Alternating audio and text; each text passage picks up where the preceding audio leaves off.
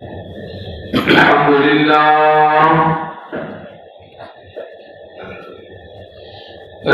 لله وكفى والصلاة والسلام على سيد الرسل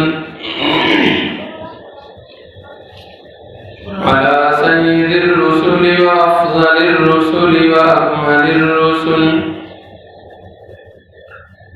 وأجمل الرسل وأحسن الرسل وخاتم الأنبياء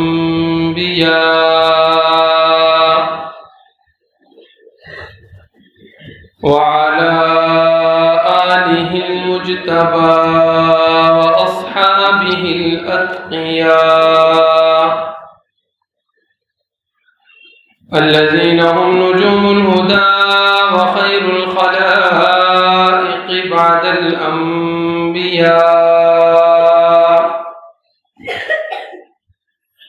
أما بعد فأعوذ بالله من الشيطان الرجيم. بسم الله الرحمن الرحيم. يا أيها الذين آمنوا اتقوا الله وكونوا مع الصادقين. وقال تعالى: والذين هم لفروجهم حافظون. وقال النبي صلى الله عليه وسلم: اغتنم خمسا قبل خمس، شبابك قبل هرمك، إلى آخر ما قال صلى الله عليه وسلم. وقال النبي صلى الله عليه وسلم: المرء على دين خليله، فلينظر أحدكم من يخالل، أو كما قال عليه الصلاة والسلام. صدق الله العظيم وصدق رسوله النبي الكريم، ونحن على ذلك لمن الشاهدين والشاكرين، والحمد لله رب العالمين. درود پاک. اللهم صل على سيدنا ومولانا محمد وعلى آل سيدنا ومولانا محمد وبارك وسلم. اللهم إني أسألك صلاح الساعات والبركة في الأوقات. محترم حاضرین، مکرم سامعین، جیسا کہ آپ مسلسل 3 دنوں سے اسلامی حسن معاشرت و معاملات آگاہی کورس میں شریک ہیں، آج اس کورس کی 4تھی نشست میں ہم سب اللہ رب العزت کی توفیق سے حاضر ہیں۔ آج کی نشست کا عنوان ہے جوانی کی حفاظت اور دوستی کا اسلامی اصول۔ جیسا کہ آپ دیکھ رہے ہیں کہ اس عنوان کے 2 حصے ہیں۔ پہلا حصہ جوانی کی حفاظت اور دوسرا حصہ دوستی کے اسلامی اصول۔ تو سب سے پہلے تو اس عنوان کو اختیار کرنے کی وجہ سامنے ہونی چاہیے۔ یہ عنوان اس درس کا کیوں مقرر کیا گیا؟ اس عنوان کا مقصد یہ ہے کہ میرے نوجوان دوست اور بھائی وہ اسلامی تعلیمات سے آگاہ ہو کر اپنی جوانیاں اللہ کے احکامات اور نبی کریم صلی اللہ علیہ وسلم کے مبارک طریقوں کے مطابق گزاریں، اور جو میرے بزرگ موجود ہیں وہ یہ نہ سمجھیں کہ بھئی ہماری جوانی تو گزر گئی، ہمارے لیے یہ عنوان بے فائدہ ہے، بلکہ وہ ان ہدایات کو سمجھ کر ان کی روشنی میں اپنی اولاد کی تربیت کریں۔ اب اس موضوع کی اہمیت کیا ہے؟ جہاں تک پہلے حصے کی اہمیت کا تعلق ہے تو اس کی بنیادی وجہ یہ ہے کہ نوجوان امت کا دل ہوتے ہیں۔ جو نوجوان طبقہ ہے وہ امت کا سرمایہ ہے۔ نوجوان طبقہ امت کا مستقبل ہے۔ نوجوان طبقہ امت کی امیدوں کا مرکز اور محور ہے، اور نوجوان طبقہ اس کی تربیت اس لیے بھی ضروری ہے کہ دشمنان اسلام نے جب جنگی میدان میں اسلام اور مسلمانوں سے شکست کھا لی تو انہوں نے فکری میدان میں مسلمانوں کو شکست دینے کا منصوبہ بنایا، اور اس کا سب سے بڑا ہدف نوجوان طبقہ ہے۔ تو ان وجوہات کی بنا پر علماء کرام کی یہ ذمہ داری بنتی ہے کہ وہ امت کے اس مستقبل کو محفوظ کرنے کی اور اس سرمایہ کو محفوظ کرنے کی کوشش کریں، اور ان کی ایسی تربیت کریں کہ یہ لوگ کل کو امت کے صحیح قائد اور امت کے لیے ایک بہترین امتی بن سکے اور ہر قسم کے فتنوں سے یہ محفوظ رہ سکے۔ اور صحابہ کرام کا طرز عمل بھی یہ ہے۔ حضرت ابو سعید خدری رضی اللہ تعالی عنہ کی حدیث ہے، ان کا طرز عمل ہے کہ وہ جب نوجوانوں کو دیکھتے تھے تو فرماتے تھے مرحبا بوصیت رسول اللہ صلی اللہ علیہ وسلم، کہ نبی کریم صلی اللہ علیہ وسلم کی وصیت کے طور پر تمہیں خوش آمدید ہو۔ اور فرماتے تھے کہ ہمیں نبی کریم صلی اللہ علیہ وسلم نے یہ وصیت فرمائی ہے کہ ہم تمہارے لیے مجلس میں جگہ وسیع کریں اور تمہیں دین کا علم سکھائیں، اس لیے کہ تم ہمارے بعد آنے والے ہو اور دین کے محافظ تم ہی لوگ ہوگے۔ حضرت عبداللہ بن مسعود رضی اللہ تعالی عنہ جب نوجوان طلباء کو دیکھتے تھے تو بڑی خوشی کا اظہار فرماتے تھے اور فرماتے تھے کہ تم حکمت کے چشمے ہو، تاریکیوں کے روشن چراغ ہو، اور ہر قبیلے کے نوجوان اس قبیلے کے پھول ہوتے ہیں۔ تو یہ صحابہ کرام کا طرز عمل ہے۔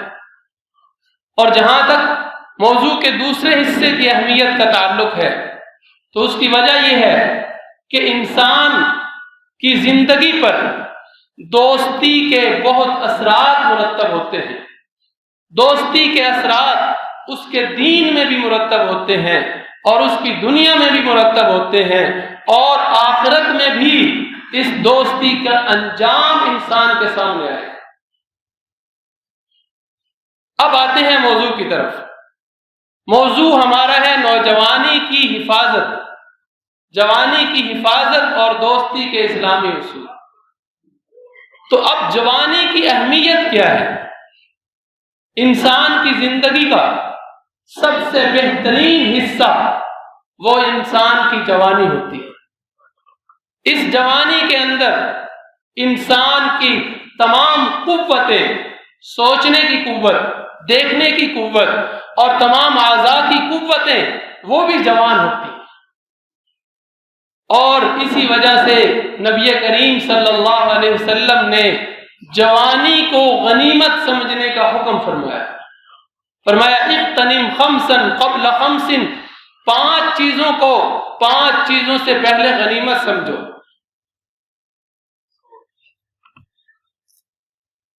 اور ان میں پہلی چیز جو ارشاد فرمایا شبابک قبل حرمک، اپنی جوانی کو اپنے بڑھاپے سے پہلے غنیمت سمجھو۔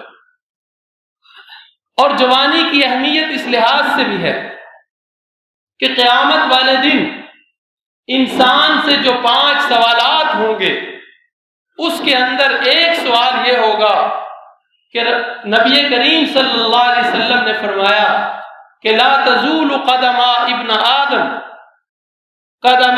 آدم حتی یسأل عن 5، 5 چیزوں کا جب تک سوال نہ ہو جائے اس وقت تک انسان کے قدم اپنی جگہ سے نہیں ہل سکیں گے۔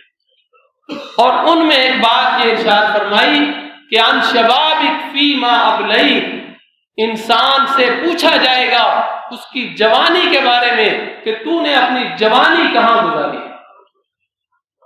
تو یہ جوانی کی اہمیت ہے، اور اس کے ساتھ ساتھ جوانی کے اندر توبہ کرنا اللہ کو بہت پسند ہے۔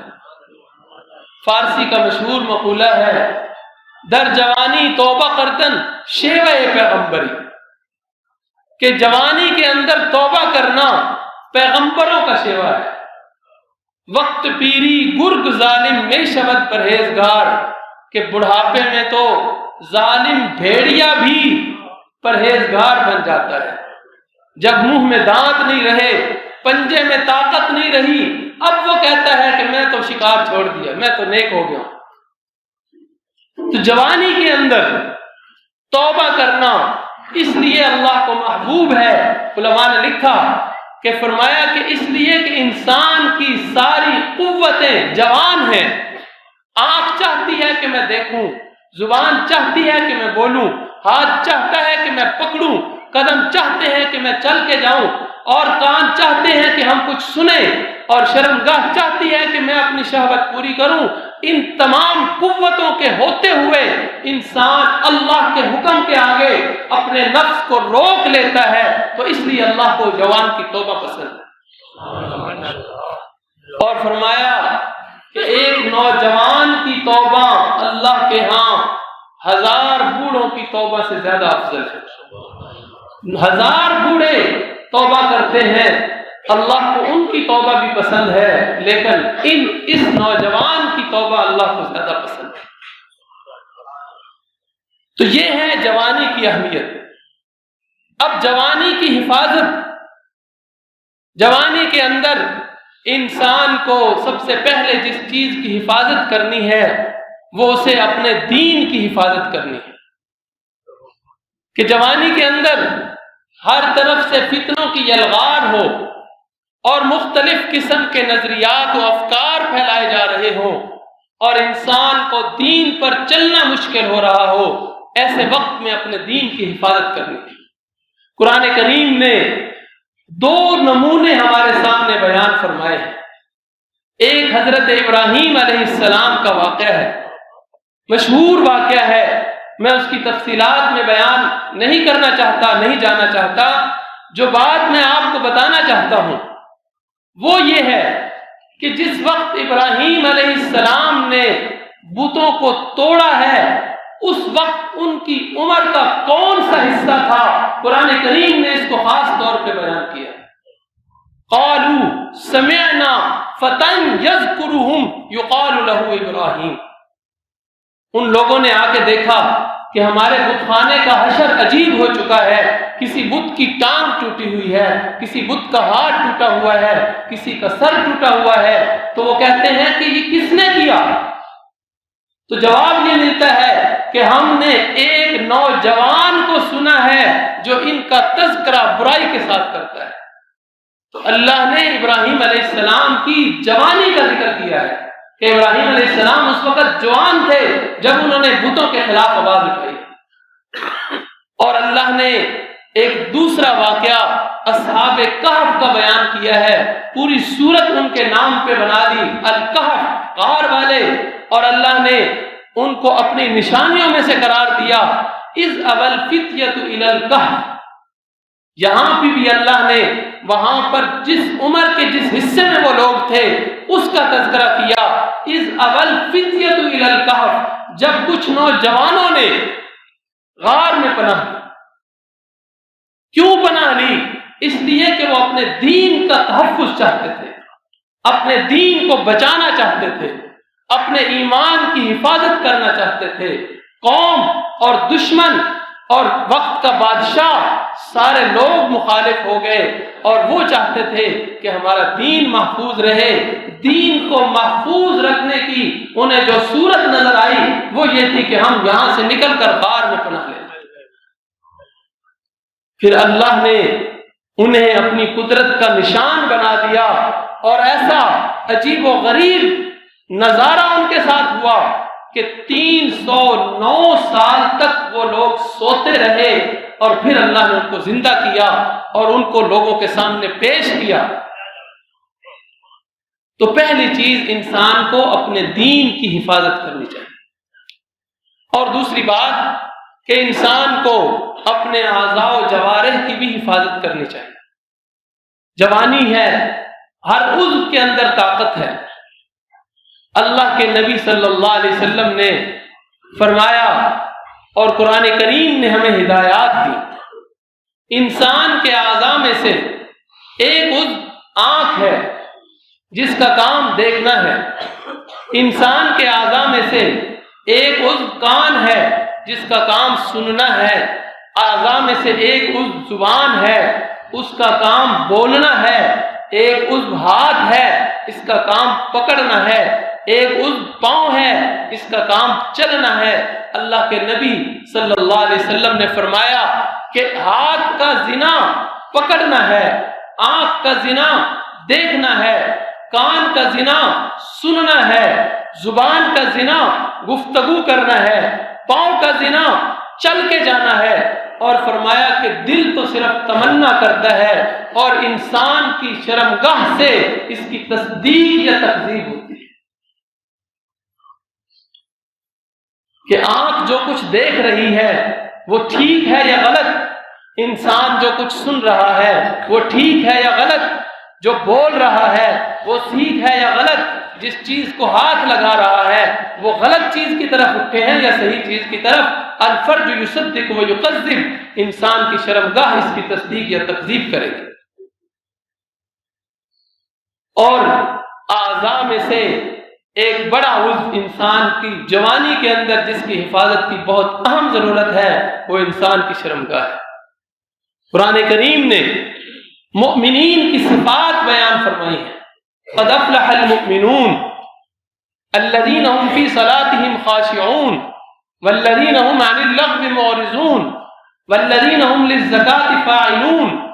اس میں فرمایا والذين هم لفروجهم حافظون، جو اپنی شرمگاہوں کی حفاظت کرنے والے ہیں. اور اللہ رب العزت نے عباد الرحمن کی صفات بیان فرمائی ہیں، ان کے اندر یہ بات ارشاد فرمائی ولا یزنون. عباد الرحمن وہ ہیں جو زنا نہیں کرتے. اور قرآن کریم نے فرمایا ولا تقربوا الزنا، زنا کے قریب نہیں جاؤ، انہ کان فاحشہ وساء سبیلا، یہ بے حیائی ہے اور برا رستہ ہے. اور قرآن کریم نے زنا سے حفاظت کرنے کا جو پہلا اصول ذکر کیا ہے قل للمؤمنین یغضوا من ابصارہم ویحفظوا فروجہم، آپ مومن مردوں کو فرما دیجئے کہ اپنی نگاہوں کی حفاظت کریں، اپنی نگاہوں کو پست رکھیں اور اپنی شرمگاہوں کی حفاظت کریں. اب آپ سوچیں کہ نگاہ سے شرمگاہ تک کیا تعلق ہے؟ تو پہلے نگاہ بہکتی ہے اور پھر انسان کا کردار متاثر ہوتا ہے. وَقُلْ لِلْمُؤْمِنَاتِ يَغْضُضْنَ مِنْ أَبْصَارِهِنَّ وَيَحْفَظْنَ فُرُوجَهُنَّ، مومن عورتوں کو بھی فرما دیجئے کہ وہ اپنی نگاہوں کی حفاظت کریں اور اپنی شرمگاہ کی حفاظت کریں. تو آپ دیکھیں قرآن کریم کی کیا بہترین تعلیم ہے کہ جو زنا کی پہلی سیڑھی تھی اس سے ہی انسان کو پہلے قدم پر ہی روک دیا گیا کہ آپ نگاہ کی حفاظت کرو گے تو اللہ تمہاری شرمگاہ کی بھی حفاظت کرے. قرآن کریم نے بڑا پیارا واقعہ بیان فرمایا ہے سیدنا یوسف علیہ السلام کا. یوسف علیہ السلام حسن کے بادشاہ ہیں اور وقت کے بادشاہ کی ملکہ انہیں گناہ کی دعوت دے رہی ہے. ایسے موقع پر یوسف علیہ السلام نے کیا کردار ادا کیا، قرآن کریم نے اس واقعے کو بڑی تفصیل سے ذکر کیا ہے، اکٹھا ذکر کیا ہے۔ دوسرے واقعات کو کہیں کچھ حصہ ذکر کیا گیا، یوسف علیہ السلام کا واقعہ بڑی تفصیل کے ساتھ ایک سورت میں بیان کیا گیا۔ کیوں؟ جہاں اور بہت سی حکمتیں ہیں، وہاں شاید ایک حکمت یہ بھی ہے کہ امت کے سامنے ایک نمونہ آ جائے، نوجوان طبقے کے سامنے ایک نمونہ آ جائے کہ کبھی ایسا بھی ہو سکتا ہے کہ گناہ کی دعوت آپ کو دوسری طرف سے ملتی ہے، اس وقت میں آپ نے کیا کردار ادا کرنا۔ یوسف علیہ السلام فرماتے ہیں معاذ اللہ، اللہ کی پناہ۔ اور پھر یہاں سے چھٹکارا ہوتا ہے، آگے چل کر شہر کی عورتیں اکٹھی ہو جاتی ہیں، زلیخا نے پھر بلا لیا، یوسف علیہ السلام وہاں جاتے ہیں، انہوں نے اپنی انگلیاں کاٹ لیں۔ اب زلیخا کو موقع ملتا ہے، زلیخا کہتی ہے کہ یہی ہے وہ جس کے بارے میں تم مجھے ملامت کر رہی تھی، اگر اب بھی اس نے میری بات نہ مانی، دھمکی، اب بھی اگر اس نے میری بات نہ مانی تو یہ جیل جائے گا۔ اب قرآن کریم ہمیں یہ سبق دیتا ہے کہ جب ایسے حالات سامنے آ جائیں کہ گناہ کی دعوت بھی ہے، جان کا خطرہ بھی ہے، عزت اور آبرو کا خطرہ بھی ہے، تو پھر کیا کریں؟ پھر اس ذات کے سامنے ہاتھ پھیلا دو جس نے بند دروازے کھول کے یوسف علیہ السلام کو باہر نکالا تھا۔ یوسف علیہ السلام کہتے ہیں رب السجن احب الی مما یدعوننی الیہ والا تصرف عنی کیدہن اصب الیہن واکن من الجاہلین۔ اے اللہ، مجھے ان عورتوں کی دعوت سے جیل زیادہ پسند ہے، اے اللہ مجھ سے ان کے مکر و فریب کو ہٹا دے، اگر تو نے مجھ سے ان کے مکر و فریب کو نہ ہٹایا تو میں ان کے فتنے میں مبتلا ہو جاؤں گا اور میں جاہلوں میں سے ہو جاؤں گا۔ قرآن کریم کیا کہتا ہے؟ فاستجاب له ربه، یوسف علیہ السلام کے رب نے ان کی دعا قبول کی۔ معلوم یہ ہوتا ہے کہ اگر ایسا موقع اللہ نہ کرے کسی کے ساتھ پیش آ جائے تو وہ اللہ سے دعا کرے، اللہ اس کی دعا قبول کرے۔ فاستجاب له ربه، یوسف علیہ السلام کے رب نے ان کی دعا قبول کی۔ فصرف عنه کیدہن، اللہ نے یوسف علیہ السلام کو ان عورتوں کے فتنے سے محفوظ کیا۔ آگے فرمایا انہ هو السمیع العلیم، بے شک وہ سننے والا جاننے والا ہے۔ تو اس سے معلوم ہوتا ہے کہ کوئی بھی نوجوان جو اپنی جوانی کی حفاظت کرنا چاہتا ہو، پختہ ارادہ رکھتا ہو، گناہ کا جتنا بڑا بھی موقع آ جائے وہ اللہ کے سامنے ہاتھ پھیلا دے، وہ سمیع علیم اس کی حفاظت کرے۔ کسی نوجوان نے اپنے باپ سے کہہ دیا ابا جان اب وہ زمانہ نہیں رہا جب عورتوں کو پھسلانا پڑتا تھا، اب تو وہ خود مائل کرتی ہیں۔ جواب سنہری حروف سے لکھنے کے قابل ہے۔ اس کے باپ نے جواب دیا بیٹا زلیخائیں ہر دور میں زیادہ ہوتی ہیں، تمہیں یوسف کا کردار ادا کرنا ہوگا۔ زلیخائیں ہر دور میں ہوتی ہیں، تمہیں یوسف کا کردار ادا کرنا ہوگا۔ تو یہ انسان کو زنا سے حفاظت کے لیے اللہ رب العزت کی طرف سے تعلیمات ہیں، اور علماء نے فرمایا کہ زنا ایک قرض ہے جو انسان کو ادا کرنا پڑے گا۔ اس کے گھر کی عورتوں میں سے کوئی نہ کوئی عورت اس قرض کو ادا کرے۔ تو جوانی کی حفاظت کے لیے جہاں ظاہری اسباب ہیں کہ انسان فحش لٹریچر سے بچے، گندی تصاویر کو دیکھنے سے بچے اور غلط لوگوں کی صحبت سے بچے، وہاں ایک بڑا سبب دعا ہے۔ نبی کریم صلی اللہ علیہ وسلم نے دعائیں سکھلائی ہیں۔ اللہم طہر قلبی من النفاق وحسن فرجی من الفواحش، اے اللہ میرے دل کو نفاق سے پاک کر دے اور میری شرمگاہ کی حفاظت فرما۔ اللہم انی اعوذ بک من سوء الاعمال والاخلاق والاہواء، اے اللہ میں آپ کی پناہ چاہتا ہوں اعمال کی برائی سے اور برے اخلاق سے اور بری خواہشات سے۔ اللہم الہمنی رشدی، اے اللہ مجھے درست بات الہام فرما۔ واعذنی من شر نفسی، مجھے اپنے نفس کے شر سے محفوظ فرما۔ اللہم انی اعوذ بک من فتنۃ النساء، اللہ مجھے عورتوں کے فتنے سے بچا۔ تو یہ دعائیں ہیں، اللہ کی پناہ میں آ جائیں، وہ جملہ کہیں جو یوسف علیہ السلام نے کہا تھا، معاذ اللہ، میں اللہ کی پناہ چاہتا ہوں۔ اور اس جوانی کی حفاظت، گناہ کا موقع ملنے پر گناہ سے بچنا، اس پر کیا انعام ملے گا؟ اللہ کے نبی صلی اللہ علیہ وسلم نے فرمایا، ایسا نوجوان قیامت والے دن اللہ کے عرش کے سائے کے نیچے، اور فرمایا جو آدمی اپنی نگاہ کی حفاظت کرتا ہے اللہ اسے ایمان کی حلاوت عطا فرماتے ہیں۔ اور شاہ عبدالعزیز رحمہ اللہ تعالی کے شرکائے درس میں سے ایک شریک کا واقعہ سنا کے اس بات کو ختم کر کے دوسرے موضوع کی طرف آتا ہوں کہ شاہ عبدالعزیز رحمہ اللہ تعالیٰ کے ہاں ایک طالب علم پڑھتا تھا، اور وہ فارغ وقت میں اپنے معاش کے لیے کوئی کام کاج کرتا تھا، اور تھا بہت خوبصورت۔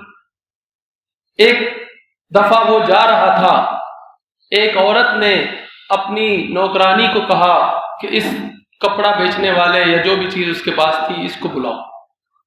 اس نے کہا کہ میری مالکن آپ کو اندر بلا رہی ہے۔ اس نے کہا کہ میں گھروں میں نہیں جایا کرتا۔ اس نے کہا نہیں، آپ اندر آئیں، میری مالکن سردار عورت ہے، وہ باہر نہیں نکلا کرتی، گلی میں بیٹھ نکل کر وہ بازار یعنی سودا نہیں کرتی، وہ آپ کو اندر بلا رہی۔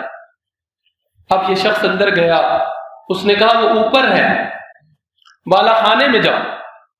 جب یہ اوپر گیا تو اس نے اسے گناہ کی دعوت دی، اور اس نے کہا کہ میری گناہ کی دعوت کو اگر تم نے پورا نہ کیا تو میں محلے میں شور مچا دوں گی کہ یہ شخص میری عزت پر حملہ آور ہوا ہے۔ اب اس آدمی نے، اس نوجوان نے اللہ کی طرف رجوع کیا۔ اس نے کہا اچھا ٹھہرو میں آتا ہوں، مجھے ذرا قضائے حاجت کرنے دو، میں پھر آتا ہوں۔ اس زمانے میں گھروں میں بیت الخلاء اس طرح نہیں ہوتے تھے فلش سسٹم، بلکہ ایک جگہ بنی ہوتی تھی جہاں پہ پیشاب پخانہ کر کے وہ جمع ہوتا رہتا تھا، اور پھر کوئی نوکرانی یا نوکر اس کو اٹھا کر باہر پھینکتا۔ تو یہ نوجوان وہاں گیا، اس نے ساری گندگی اٹھائی اور اپنے بدن پہ مل لی۔ جب اس نے دیکھا، اس نے کہا چل چل چل دفعہ، وہ پاگل ہے، اس کو وہاں سے نکال دیا۔ یہ شخص گیا تو جا کے نہر پہ غسل کیا، اور غسل کر کے حضرت کے درس میں شریک ہو گئے۔ اچانک حضرت نے فرمایا بھائی جنت کی خوشبو آ رہی ہے، یہ خوشبو کس نے لگائی ہے؟ وہ نوجوان بیچارہ شرمندہ ہوا کہ شاید میرے جسم پر کہیں ناپاکی رہ گئی ہے۔ پھر گیا، پھر غسل کر کے آیا۔ پھر جب مجلس میں بیٹھا تو حضرت نے پھر ایسا فرمایا کہ بھائی بڑی عمدہ خوشبو ہے، کس نے لگائی ہے؟ اب وہ آدمی نوجوان استاد صاحب کے قدموں میں آ کر رونے لگ گیا۔ اس نے کہا استاد جی معاف کیجئے، شاید کہ میرے جسم سے بدبو آ رہی ہے، اور واقعہ یہ ہوا کہ میں نے اپنے ایمان کی عزت کے لیے، ایمان اور عزت کی حفاظت کے لیے اپنے جسم پہ گندگی مل لی تھی، شاید ابھی تک اس کی ناپاکی اور گندگی کا اثر ہے، اور آپ اس کو چھپا کر کہہ رہے ہیں کہ خوشبو آ رہی ہے۔ انہوں نے فرمایا نہیں نہیں، خوشبو ہی آ رہی ہے، بدبو نہیں آ رہی۔ تو جو آدمی حرام سے اپنے آپ کو بچاتا ہے اللہ اس کی حفاظت فرماتے ہیں۔ تو یہ ہمارے موضوع کا پہلا حصہ تھا، جوانی کی حفاظت۔ اب دوسرے حصے کی طرف آتے ہیں کہ دوستی کے اسلامی اصول. پہلی بات تو پھر وہی بات کہ اہمیت کیا ہے اس موضوع کی. جیسے میں نے پہلے عرض کیا کہ انسان دوست تو اس کے ایک وجہ تو یہ ہوتی ہے کہ انسان کی جوانی کا یہ شوق ہوتا ہے کہ میرے دوست ہونے چاہیے. جوان آدمی کو شوق ہوتا ہے کہ میرے ساتھ اٹھنے بیٹھنے والے ہوں، میں چلوں تو دوستوں میں چلوں، اٹھوں تو دوستوں میں اٹھوں، بیٹھوں تو دوستوں میں اٹھوں، کہیں گھوموں پھروں تو دوستوں کے ساتھ. اور دوسری بات یہ ہے کہ انسان یہ چاہتا ہے کہ کوئی ایسا انسان ہو جس کے ساتھ وہ اپنی دکھ سکھ شیئر کر سکے، اندر کی بات اس کے سامنے رکھ سکے. ایسی بات جو کسی کو نہیں بتائی جا سکتی وہ اس کے سامنے رکھوں. اور اسی طرح انسان یہ چاہتا ہے کہ میرے دکھ درد کا کوئی ساتھی ہو. اور اسی طرح انسان اپنے ماحول سے متاثر ہوتا ہے. انسان کی دوستی کے اثرات اس کے دین پر بھی پڑتے ہیں. نبی کریم صلی اللہ علیہ وسلم نے ارشاد فرمایا المرء علی دین خلیلہ، آدمی اپنے دوست کے دین پر ہوتا ہے. فلینظر احدکم من یخالل، دوستی کرنے والوں کو چاہیے، یعنی تم میں سے ہر ایک کو چاہیے کہ وہ دیکھے کہ وہ کس سے دوستی کر رہا ہے. تو ہم سمجھتے ہیں کہ شاید دوستی ایک دنیاوی معاملہ ہے اور دین کے اندر، اسلام کے اندر اس کے بارے میں شاید کوئی ہدایات نہیں ہے. لیکن اگر آپ قرآن کریم کی آیات کو کھولیں اور غور کریں تو آپ حیران ہوں گے کہ اللہ نے اس موضوع کو اتنی تفصیل کے ساتھ اور اتنا کھول کر بیان کیا ہے اور اس کے اصول بیان کیے ہیں کہ انسان حیران ہو جاتا ہے. دوستی کے بارے میں پہلا اصول جو قرآن کریم نے بیان فرمایا ہے وہ یہ ہے کہ دوستی مؤمن کی صرف مؤمن کے ساتھ ہو سکتی ہے. کافر کے ساتھ، ایمان والے کی دوستی نہیں ہو سکتی. یا ایھا الذین آمنوا لا تتخذوا الکافرین اولیاء من دون المؤمنین، اے ایمان والو مومنوں کو چھوڑ کر کافروں کو دوست نہ بناؤ. اور ایک موقع پر اللہ رب العزت فرماتے ہیں یا ایھا الذین آمنوا لا تتخذوا عدوی وعدوکم اولیاء، اے ایمان والو میرے اور اپنے دشمنوں کو دوست نہ بناؤ. بڑا عجیب واقعہ پیش آیا. نبی کریم صلی اللہ علیہ وسلم مکہ فتح کرنے کا ارادہ رکھتے ہیں، لیکن اپنے اس ارادے کو آپ صلی اللہ علیہ وسلم چھپائے ہوئے ہیں. جنگ کی تیاری کا حکم دے دیا گیا ہے لیکن یہ معلوم نہیں کہ کس طرف جانا ہے. ایک صحابی حضرت حاتم بن ابی بلتع رضی اللہ تعالی عنہ، ان کے اہل و عیال مکہ میں تھے. انہوں نے ایک خط لکھا کہ نبی کریم صلی اللہ علیہ وسلم جنگ کی تیاری کر رہے ہیں، شاید کہ وہ مکہ پر حملہ کریں، آپ لوگ اپنا بچاؤ کرو. یہ خط لکھ کر ایک عورت کو دیا اور اس کو کہا کہ یہ لے جاؤ. اللہ رب العزت نے نبی کریم صلی اللہ علیہ وسلم کو وحی کے ذریعے اطلاع دی. آپ علیہ الصلوۃ والسلام نے حضرت علی رضی اللہ تعالیٰ عنہ اور کچھ دوسرے صحابہ کو بھیجا کہ فلاں مقام پر تمہیں ایک عورت ملے گی، اس کے پاس ایک خط ہے، وہ لے کر. اب یہ حضرات وہاں تشریف لے گئے، بعین ہی اسی مقام پر وہ عورت مل گئی. اس سے کہا کہ کتاب خط دو. اس نے کہا جی میرے پاس تو کوئی خط نہیں. حضرت علی رضی اللہ تعالیٰ عنہ نے اس سے فرمایا کہ خط دو ورنہ ہم تیری تلاشی لیں گے، اور جس طرح بھی ہمیں خط لینا پڑا ہم خط نکالیں گے. اللہ کے نبی نے فرمایا ہے تو خط تیرے پاس ہے، تو اس نے وہ خط نکال کر دے دیا۔ اب آپ دیکھیں، نبی علیہ الصلوۃ والسلام کی مجلس ہے، صحابہ بیٹھے ہوئے ہیں، خط لایا جاتا ہے، پڑھا جاتا ہے۔ حاطب بن ابی بلتہ سے پوچھتے ہیں اللہ کے نبی بتاؤ تم نے یہ کیا کیا؟ حاتم بن ابی بلتہ فرماتے ہیں یا رسول اللہ جلدی نہ کیجیے، میں اپنے معاملے کی وضاحت کرتا ہوں۔ معاملہ یہ ہے کہ جتنے صحابہ موجود ہیں ان کی رشتہ داریاں مکہ میں ہیں، میرا کوئی رشتہ دار مکہ میں نہیں تھا، اور مجھے یہ یقین ہے کہ اللہ نے اپنے نبی کے ساتھ نصرت اور مدد کا جو وعدہ کر لیا ہے وہ سچا ہے۔ میرے اس خط سے اللہ کے نبی کو کوئی نقصان نہیں ہوگا، لیکن میرا فائدہ یہ ہو جائے گا کہ میرے اہل و عیال جو وہاں پر ہیں وہ محفوظ رہیں، اور باقی نہ میں مرتد ہوا ہوں، نہ میں نے دین کو چھوڑ کر کفر اختیار کیا ہے، میں نے صرف اور صرف اپنے گھر والوں کے بچاؤ کے لیے کہ اہل مکہ پر میرا ایک احسان ہو جائے گا اور میرے گھر والے محفوظ رہیں گے، اس لیے میں نے یہ خط لکھا ہے۔ نبی علیہ الصلوۃ والسلام نے فرمایا کہ حاطب بن ابی بلتہ نے سچ کہا۔ اشداء علی الکفار، حضرت عمر کھڑے ہوتے ہیں، یا رسول اللہ مجھے اجازت دیجئے میں اس منافق کی گردن اڑاؤں۔ اللہ کے نبی نے فرمایا مہلا یا عمر، عمر ٹھہر جاؤ، یہ بدری صحابی ہے، اللہ نے اہل بدر کے دلوں کو جھانک کے دیکھ لیا ہے اور ان کو فرما دیا ہے اعملوا ما شئتم قد غفرت لکم، تم جو بھی عمل کرو میں نے تمہیں بخش دیا ہے۔ تو اللہ نے آیات نازل فرمائی یا ایھا الذین آمنوا لا تتخذوا عدوی وعدوکم اولیاء، میرے اور اپنے دشمنوں کو دوست نہ بناؤ۔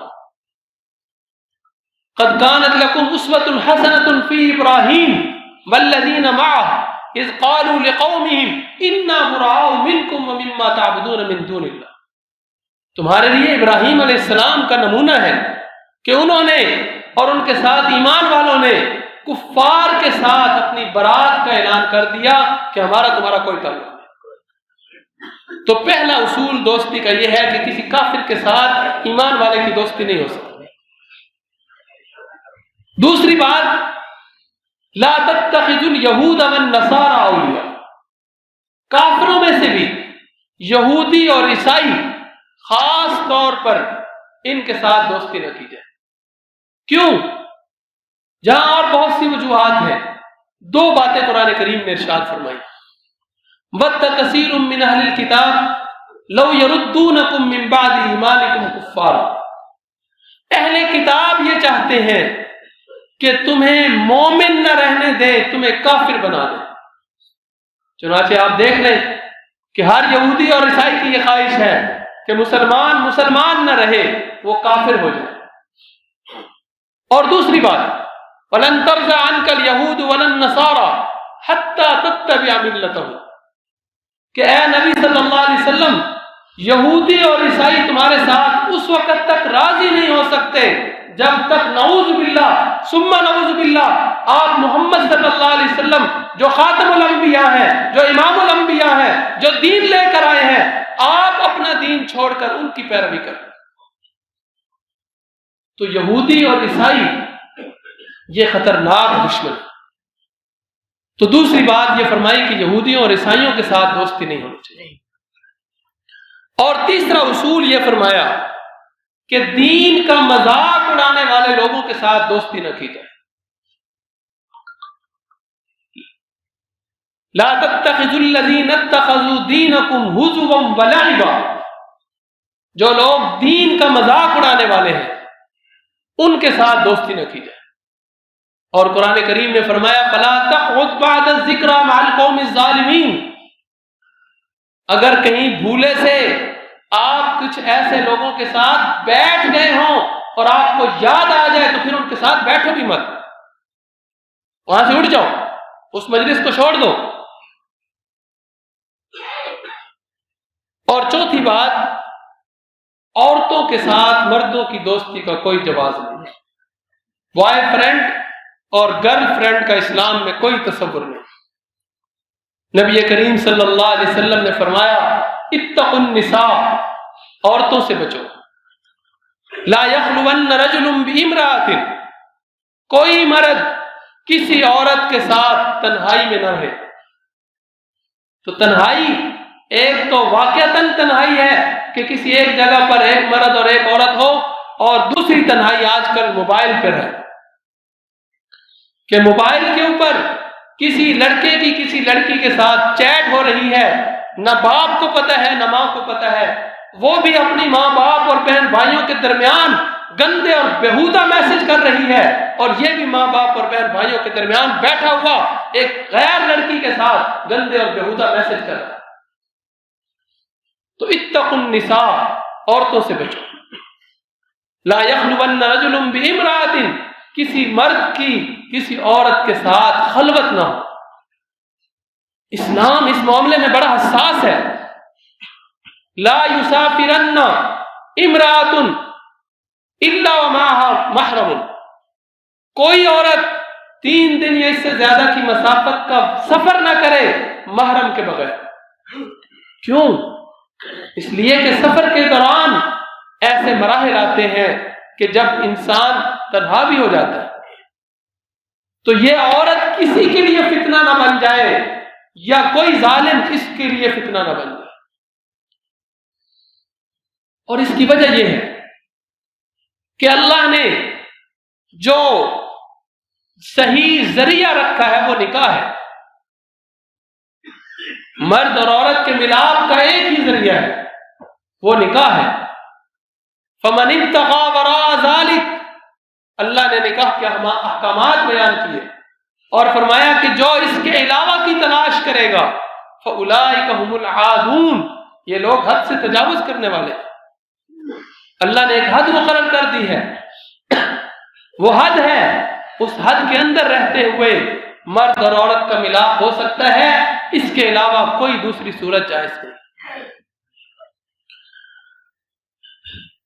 اور فاجر شخص کے ساتھ دوستی نہ ہو۔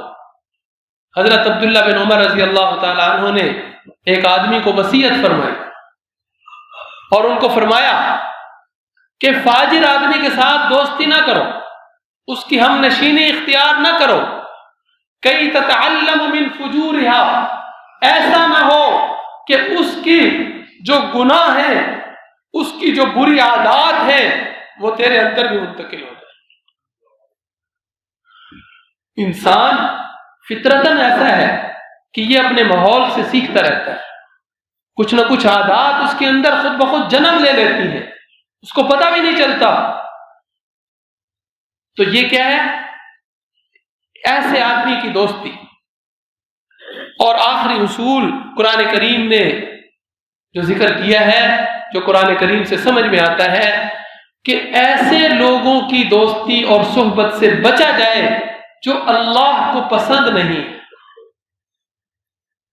قرآن کریم نے مختلف آیات کے اندر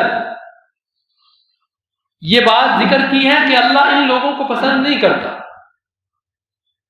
مثلا کافر کے بارے میں فرمایا کہ اللہ کافروں کے ساتھ کافروں کو پسند نہیں کرتا، اللہ ظالموں کو پسند نہیں کرتا، اللہ تکبر کرنے والوں کو پسند نہیں کرتا، اللہ خیانت کرنے والوں کو پسند نہیں کرتا، اللہ رب العالمین فضول خرچی کرنے والوں کو پسند نہیں کرتا، اللہ رب العالمین حد سے تجاوز کرنے والوں کو پسند نہیں کرتا، اللہ رب العالمین مشرکوں اور منافقوں کو پسند نہیں کرتا۔ تو جب اللہ کو ایک پسند نہیں ہے تو پھر ہمیں بھی اس کی صحبت سے بچنا چاہیے، اس کی دوستی سے بچنا چاہیے۔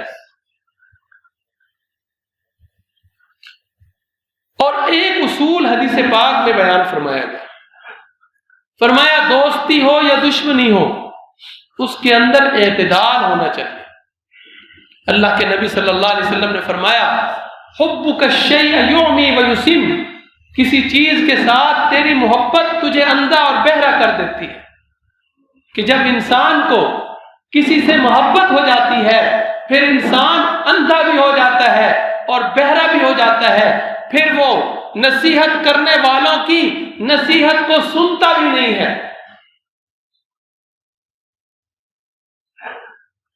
اور اس کو اپنے انجام اس کو نظر نہیں آتا۔ تو اس لیے اللہ کے نبی فرماتے ہیں کہ دوستی کے اندر بھی اعتدال ہو، کہ جس کے ساتھ تمہاری دوستی ہے اعتدال کے ساتھ دوستی کرو، محبت کرو، ہو سکتا ہے کل یہ شخص تمہارا دشمن بن جائے، اور اگر کسی کے ساتھ دشمنی ہو تو وہ بھی اعتدال کے ساتھ کرو، ہو سکتا ہے کل کو یہ تمہارا دوست بن جائے۔ اگر آج یہ دوست ہے کل دشمن بن گیا تو پھر تمہارے سارے راز اس کے پاس ہے، تو کہتے ہیں گھر کا بھیدی لنکڑ ہے، اور اگر کل آج وہ دشمن ہے، آپ نے اس کے ساتھ اعتدال سے بڑھ کر دشمنی کی، کل وہ آپ کا دوست بنتا ہے تو آپ قدم قدم پر شرمندہ ہوں گے کہ میں نے اس کے ساتھ یہ کیا تھا، اس کے ساتھ یہ کیا تھا۔ تو اس لیے اعتدال کی تعلیم دی گئی، اور یہ ایسی چیز ہے کہ اب انسان کہتا ہے کہ بھئی ان لوگوں کی دوستی تو نہیں کرنی چاہیے، پھر کن کی دوستی کرنی چاہیے؟ قرآن کریم نے اس کے بارے میں بھی ہمیں تنہا نہیں چھوڑا، ہدایات دی ہیں۔ یا ایھا الذین آمنوا اتقوا اللہ وکونوا مع الصادقین، اے ایمان والو اللہ سے ڈرو اور سچے لوگوں کے ساتھ ہو جاؤ، اچھے لوگوں کے ساتھ ہو جاؤ، متقیوں کے ساتھ ہو جاؤ۔